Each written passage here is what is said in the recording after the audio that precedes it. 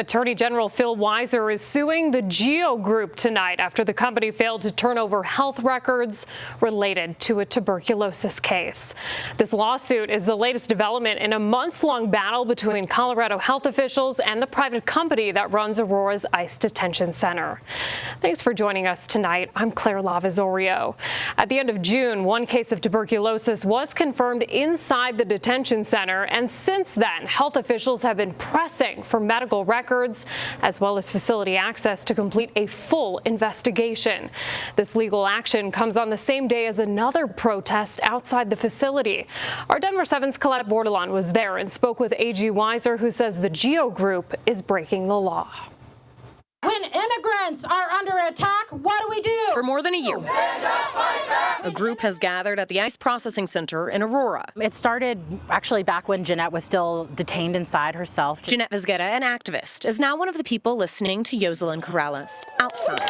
And I was one of 4 organizers who was arrested at the ICE field office about 3 weeks ago, protesting against the lack of transparency and accountability. On Wednesday, the group came together, calling for transparency about a tuberculosis case within the facility that was confirmed by the Adams County Health Department on June 22nd. There is an unspecified illness happening within a facility that you're locked in. You have no real escape. Now the state health department is suing the group that runs the ICE Processing Center, the Geo Group, saying they failed to comply with a public health order that demanded they turn over records related to that tuberculosis case. So if there's ever an infectious disease like tuberculosis, the state public health department can take measures to protect others from getting sick. Attorney General Phil Weiser filed this lawsuit on Wednesday on behalf of the Colorado Department of Public Health and Environment. It claims that Colorado is flying in the dark when it comes to a contagious and deadly infectious disease, tuberculosis, because the Geo Group prevented the state health department from performing any meaningful disease control after a detainee at the center tested positive. The lawsuit continues to say that the Geo Group did not provide any medical information of the detainee with tuberculosis, no information related to how many people the detainee came into contact with,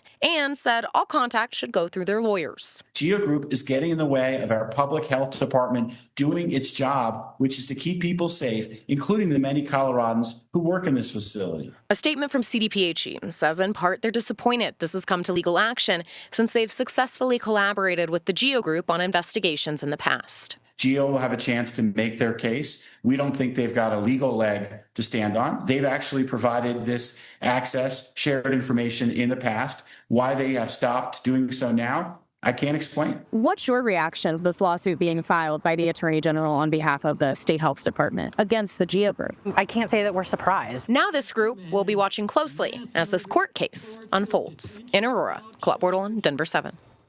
Weiser says the court will set a hearing where the Geo Group can make their case. We did reach out to the Geo Group for comment on this lawsuit and so far have not heard back. But it is important to note that ICE is not named in this lawsuit.